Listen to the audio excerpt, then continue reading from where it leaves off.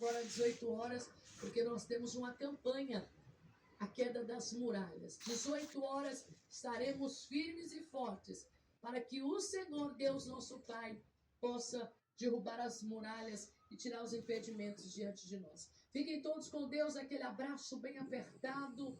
Fiquem na paz do nosso Senhor e Salvador Jesus Cristo.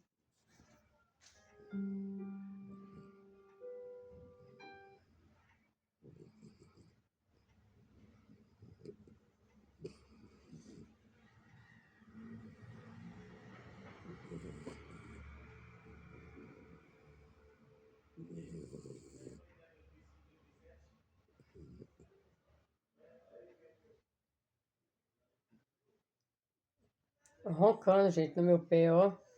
Descemos a escada, já almoçaram, que deixaram, descemos a escada. E agora, ó, não tem nem 2 minutos, já começa a roncar. Parece meu pai, oh meu Deus.